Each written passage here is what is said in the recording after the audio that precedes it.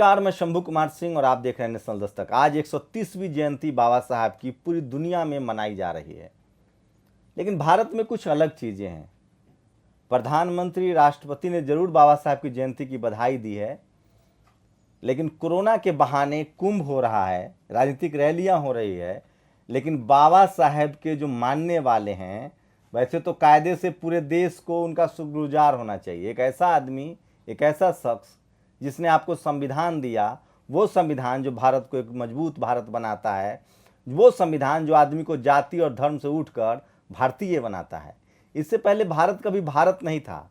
हम जातियों में बटे थे, हम कबीलाओं में बटे थे, हम टुकड़ों में बटे थे, हम राज्यों में बटे थे, हम महिला पुरुष में बटे थे। जब संविधान आया तो बाबा साहब की परिकल्पना थी कि हम एक राष्ट्र के तौर पर मजबूत देश बने, हम सिर्फ भारतीय बने। और बाबा साहब ने इसीलिए कहा था कि मैं सिर्फ और सिर्फ भारतीय हूँ। अब बात करते हैं बाबा साहब को कैसे इस देश के जातिवादी और मनुवादियों ने बांट दिया। एक शख्स जिसने इस देश को संविधान दिया, एक शख्स जिसने इस देश के तमाम शोषित वंचित, महिलाएं शोषित थी, उनको हिंदू कोड बिल दिया। SC ST OBC माइनॉरिटी जिनको शूद्र और अछूत कहा जाता था, वो शोषित वंचित थे, आदिवासी थे, उनको अधिकार दिया और एक मजबूत भारत की कल्पना की। उन्होंने आपको इकोनॉमिकली, सोशली RBI हो, भाखड़ा नांगल प्रोजेक्ट हो, काम के घंटे कम करना हो, मैटरनिटी लीव हो, महिलाओं को पिता और पति की संपत्ति में अधिकार हो, ये सारे अधिकार बाबा साहब ने इस देश के नागरिकों को दिया। पहले यहाँ राजा होते थे, वो राजा को जब मन आए आपका गर्दन काट ले, राजा को जब मन आए तब आपको कुछ तोहफा दे दे। बाबा साहब ने कहा सबकी अकाउंटेबिलिटी तय होगी, सबकी कोई भी आदमी किसी पर अत्याचार नहीं कर सकता है गलत तरीके से। सबको बोलने का अधिकार होगा, लिखने पढ़ने का अधिकार होगा, सबका बराबर का सम्मान होगा, डिग्निटी होगी। क्या वो कौन लोग हैं जो संविधान के इन बातों से इत्तेफाक नहीं रखते हैं? वो कौन लोग हैं जो इसके खिलाफ हैं? और वो कौन लोग हैं जो आज भी बाबा साहब की मूर्तियों को तोड़ते हैं? यूपी से 2 जगह से, प्रतापगढ़ से और आजमगढ़ से खबर आ रही है कि बाबा साहब की जयंती मनाने पर पुलिसिया कार्रवाई भी हुई है। परमिशन का बहाना है, कोरोना का बहाना है, तमाम तरह के बहाने हैं। मुझे पता है वो कौन लोग हैं और क्यों करते हैं, लेकिन उसके बाद भी जब आप सोशल मीडिया पर आएंगे तो आज पूरी दुनिया में डॉक्टर अंबेडकर ट्रेंड कर रहे हैं। कुछ बड़े अच्छे पोस्ट मैं आपको पढ़ के सुनाऊंगा जो मेरी नैतिक जिम्मेदारी है। नवीन कुमार लिखते हैं, आज हम बोल पा रहे हैं क्योंकि आपकी जुबान पर आर्य और ब्राह्मणों की तालाबंदी के खिलाफ आप लड़े। आप न होते तो हम आज भी दिमागी तौर पर गुलाम होते, आप न होते तो हम नहीं लड़ पाते, सरे बजबजाते जातीय संस्कारों से, आप न होते तो नहीं समझ पाते बराबरी क्या होती है। आज उस योद्धा का जन्मदिन है जिसने हमें मनुष्य बनना सिखाया कि खंडित सोच के राष्ट्रवादी दरअसल पाखंडी हैं। शुभकामनाएं, बधाई। तो नवीन ये लिखते हैं, सोचिए क्या वजह है आज भी इस देश में जाति विशेष के लोग डॉक्टर अंबेडकर के मानने वालों को नीच समझते हैं। हम लोग को चापलूस कहा जाता है, हम लोग को कहा जाता है कि दिन भर आप डॉक्टर अंबेडकर करते हैं, गालियां देते हैं, प्रधानमंत्री से सवाल पूछते हैं। सोचिए वो कौन लोग हैं जो जाति और धर्म की वजह से इस देश में सरकार चाहते हैं? वो कौन लोग हैं? बाबा साहब ने कहा था कि इस देश में किसी एक जाति और किसी एक धर्म के आदमी का वर्चस्व नहीं होना चाहिए। वो कौन लोग हैं जो एक धर्म, एक भाषा, एक जाति का आधिपत्य चाहते हैं? और जब आप कल्पना नहीं कर सकते हैं, जब हम फूले पेरियार अंबेडकर की बात करते हैं तो हमें कहा जाता है कि आप गलत काम करें। और वो कौन लोग सर्टिफिकेट दे रहे हैं हमें, जिनके पूरी नस्लें शोषण पर आधारित है, जिनके बाप दादा ने आज तक शोषण किया, जो आज भी शोषण कर रहा है, वो जब आपको सर्टिफिकेट देता है तो अचरज होती है। लेकिन गलती हमारे लोगों में है, गलती हम में है कि हम उनके शोषण का, हम उनके सर्टिफिकेट का इंतजार करते हैं, हम उनके सर्टिफिकेट को अंतिम सत्य मानते हैं। अरे जो हमारा शोषक है वो हमारे लिए अच्छी बात कैसे कहेगा? अरे जो शिकारी है वो कहेगा कि हिरन सही है, हिरन का जो शिकार कर रहा है वो तो कहेगा कि हिरन गलत है, हिरन कमजोर है, दौड़ नहीं पा रही थी इसलिए मैंने शिकार कर लिया। तो सोचिए किस तरह की स्थिति है। इसी दौर में कुछ और है जो मैं चाहता हूं कि आपको बताऊं।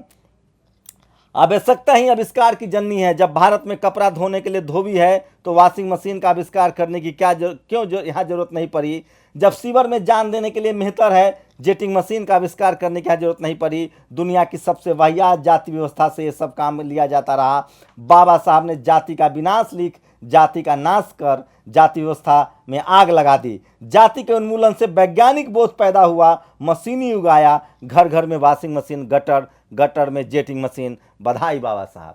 आज जो आप विज्ञान देख रहे हैं, इस देश में जाति बनाई हुई थी कि फलाना जूता साफ करेगा, कपड़ा साफ करेगा, नाला साफ करेगा। डॉक्टर अंबेडकर ने कहा कि जो जिसमें मेरिट होगा, मेरिट का पहला रिस्पेक्ट करके देने वाला है तो वो डॉक्टर अंबेडकर। आपको तो बाप दादा के पैदाइश के नाम पे मिल रहा था। आप जिस जाति में पैदा हो रहे थे उस जाति में आपको वो सम्मान मिल रहा था। डॉक्टर अंबेडकर ने कहा कि इस देश में बैलेट पेपर से राजा रानी पैदा होंगे, किसी मां के पेट से राजा रानी पैदा नहीं होंगे। उन्होंने आपको एक डेमोक्रेसी दिया। आप आज चाय बेचने वाला अगर प्रधानमंत्री बन रहा है तो वो डॉक्टर अंबेडकर के संविधान की वजह से। आज इस देश में आप चीफ जस्टिस बनने का सपना देख रहे हैं तो डॉक्टर अंबेडकर के संविधान की वजह से। आज राष्ट्रपति आप बनना चाहते तो डॉक्टर अंबेडकर के संविधान की वजह से। नहीं तो आप अगर जनरल कैटेगरी के भी लोग होते हैं, आप किसी जाति में पैदा होते, आप राजा नहीं बनते, राजा का बेटा ही राजा बनता। अगर मान लो मैं राजपूत समाज से हूं और मैं राजा होता तो पीढ़ी दर पीढ़ी मेरा ही बेटा राजा बनता। आपके मोदी जी भी प्रधानमंत्री नहीं बन पाते। ये सब हुआ इस संविधान की वजह से। और इसलिए मैं कह रहा हूं कि हम लोग क्यों डॉक्टर अंबेडकर को इतना मानते हैं और क्यों सोचते हैं, ये समझना पड़ेगा आपको। मैं इसलिए कहता हूं कि जब तक बहुजन समाज इस बात को नहीं समझेगा, जब तक वो परवाह करता रहेगा उन लोगों को जिन लोगों ने उसकी जिंदगी को नरक किया, आखिर वो आपके बारे में अच्छा क्यों बोलेगा। जिस शोषण के खिलाफ आप लड़ रहे हैं, शोषणकर्ता आपको क्या कहेगा कि आप अच्छे हैं। भारत में इंसानों को गुलाम बनाने के लिए अनेक किताबें लिखी गईं, उन्हें प्रताड़ित करने के लिए अनेक सिद्धांत इजाद किए गए। वो बाबा साहब थे जिन्होंने गुलामों को इंसान बनाने के लिए अनेक किताबें लिखी, अनेक सिद्धांत इजाद किए। डॉक्टर अंबेडकर द ग्रेट को ग्रैंड सलाम। ये लिखते हैं राजेंद्र प्रसाद सिंह। कोई है इस देश में जो डॉक्टर राजेंद्र प्रसाद सिंह से खुले मंच पर, चाहे वो बुद्धिज्म को लेकर हो, संविधान को लेकर हो, बहस कर सकता है? अरे तुम्हारी सर्टिफिकेट की हमें जरूरत नहीं है। हम पता है, हम फूले, पेरियार, अंबेडकर, कबीर, रविदास के मानने वाले लोग हैं। हम ईमानदार लोग हैं, हम मानवीय लोग हैं, हम दुनिया में भाईचारा चाहते हैं। तुम्हारी पूरी नस्लें खून से रंगी हुई है, तुम्हारी पूरी नस्लें शोषण से रंगी हुई है। तुम तो अपने ही घर में शोषण करते हो, तुम दूसरे को क्या न्याय दोगे।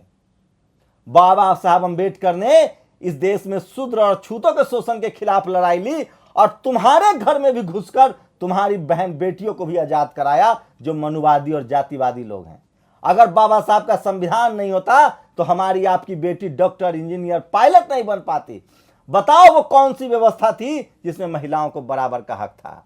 पुरुष तो छोड़ दो, जाति तो छोड़ दो, किस आधार पे बाबा साहब की आलोचना करोगे? एक आधार तो बताओ, एक ऐसा पक्ष तो बताओ जिसमें उन्होंने किसी के साथ भेदभाव किया। उन्होंने क्या कहा? जिसके तुमने पैर तोड़ रखे हैं जाति के नाम पर, मैं उसका सहारा बनना चाहता हूं, मैं उसे एक व्हील चेयर बनाऊंगा। क्या तुम्हारा पैर तोड़ दे और तुम्हें व्हील चेयर दे दे, तुम मान लोगे? नहीं मानोगे। लेकिन हमने माना, क्योंकि हमें बाबा साहब ने कहा कि हमें कोई भी ऐसी क्रांति नहीं चाहिए जिसमें खून लगा हो।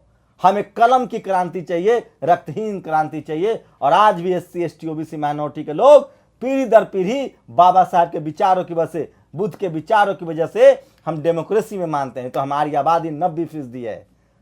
जिस डंडे की जोर पर, जिस हिंसा के बल पर तुम हमें डराते हो ना, जिस दिन हमारी नस्लें सड़क पर खड़ा होना सीख जाएंगी, जितनी हमारी संख्या है, तो सोचो तुम क्या कर पाओगे। इसलिए मैं कहता हूं, हिंसा को छोड़ दो।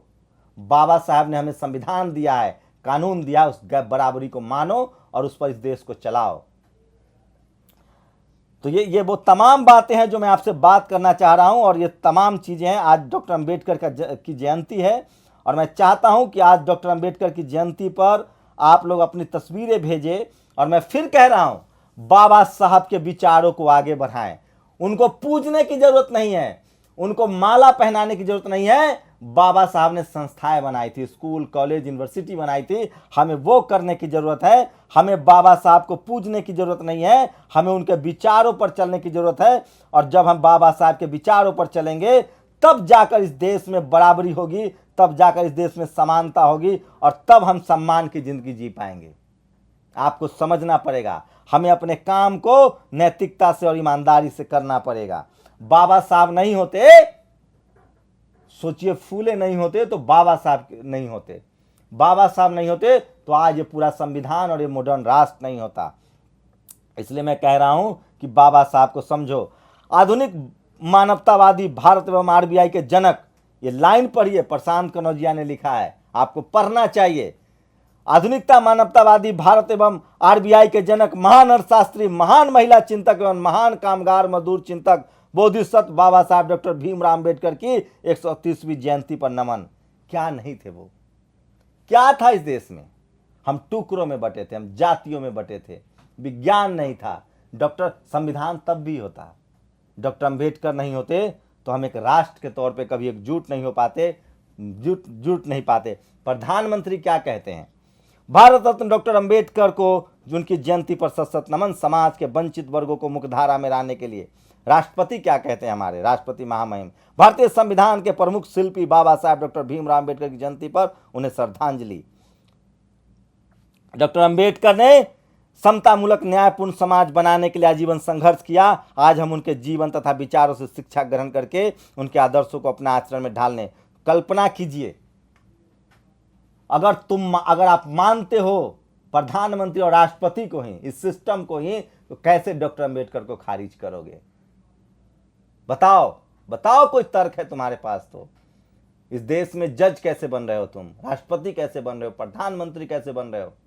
तुम्हें अधिकार कैसे मिला संविधान से? अगर तुम्हारी मनुवादी व्यवस्था होती, जातिवादी व्यवस्था होती, तो तुम भी वहीं के वहीं पड़े होते। जिस घर में राजा पैदा हो रहा था उसी घर में राजा बनता। इसलिए मैं कह रहा हूं कि डॉक्टर अंबेडकर क्यों जरूरी हैं। बाबा साहब डॉक्टर अंबेडकर ने अपनी आत्मकथा लिखी थी, लेकिन भारत के किसी भी स्कूल कॉलेज में उसको नहीं पढ़ाया जाता है। दरअसल कोशिश ये है कि बाबा साहब पर फूल मालाएं चढ़ाई जाए, लेकिन उन्हें पढ़ा न जाए, और मोदी की तरह उन पर अमल तो कतई न किया जाए। ये लिखा है दिलीप मंडल ने। है कोई जवाब आपके पास?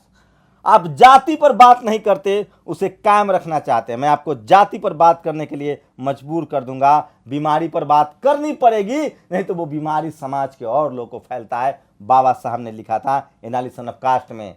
तुम मुझे कहते हो कि मैं जाति पर बात करता हूं तो मैं जातिवादी हूं। तुम्हारे अंदर जातिवाद का रोग है, वो रोग मैं हटाना चाहता हूं, और इसलिए मैं दिन रात बाबा साहब गाता हूं और गाऊंगा मरते दम तक। आज हम बोल पा रहे हैं क्योंकि जुबान पर आ रही हो। चलिए, ये मैंने पोस्ट बताया है, तो ये बाबा साहब को हम नमन कर रहे हैं और बाबा साहब को याद कर रहे हैं। और आप बताइए, आप क्या सोचते हैं डॉक्टर अंबेडकर की 130वीं जयंती पर?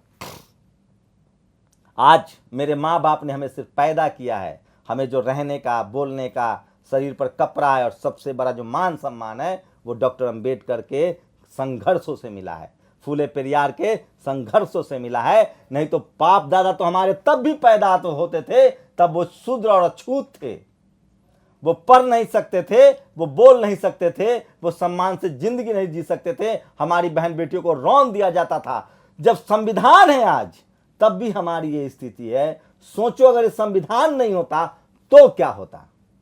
इसलिए हम बाबा साहब को मानते हैं। और मैं फिर कह रहा हूं, बाबा साहब ने कई मोर्चों पर काम किया था। उन्होंने अखबार निकाला, संस्थाएं बनाई, स्कूल कॉलेज यूनिवर्सिटी खोले। हम एक काम तो कर सकते हैं। मैं एक पत्रकार के तौर पे अगर पत्रकारिता भी ईमानदारी से नहीं कर पाया तो मैं बाबा साहब के सच्चा अनुयायी नहीं हूं। बाबा साहब ने क्या क्या नहीं किया, क्योंकि वो समाज सोया हुआ था, वो समाज नहीं जगा था, इसलिए दिन रात उनको काम करना पड़ा। मुझे लगता है, ये मेरी निजी राय है, कि बाबा साहब को सच्चे रूप से याद करने का मतलब है कि हमें उनके विचारों को घर घर तक पहुंचाना पड़ेगा, हमें अपने लोगों को स्कूल कॉलेज तक ले जाना पड़ेगा, और हमें हर समय किसी भी तरह के अन्याय के खिलाफ सीना तान कर खड़ा होना होगा, चाहे हमें मौत को ही गले न लगाना पड़े। और एक आखिरी लाइन जो बाबा साहब की सबसे प्यारी लाइन लगती है मुझे, कि मुझे जिंदगी लंबी नहीं शानदार चाहिए। और इसलिए मैं कहता हूं कि मुझे जलालत की जिंदगी नहीं, इज्जत की मौत चाहिए। आप लोगों ने अगर बाबा साहब की जयंती कैसे मनाई है, आप लोग बाबा साहब की जयंती पर क्या सोचते हैं, बाबा साहब के विचारों को कैसे आगे बढ़ाएंगे, अगर आप लोगों ने कोई वीडियो है तो आप हमें 9911031065, एक बार फिर से नंबर याद कीजिए 9911031065, इस नंबर पे व्हाट्सअप कर सकते हैं। मेरा आपसे अनुरोध है इस पर कॉल ना करें। शुक्रिया। नेशनल दस्तक की आपसे गुजारिश है कि अगर इसको बचाना चाहते हैं तो नेशनल दस्तक को सब्सक्राइब करने के लिए रेड कलर के सब्सक्राइब बटन को दबाएं, फिर बेल आइकन की घंटी दबाएं। नेशनल दस्तक को बचाने के लिए बहुत जरूरी है कि हर खबर को शेयर करें, लाइक करें, कमेंट जरूर करें।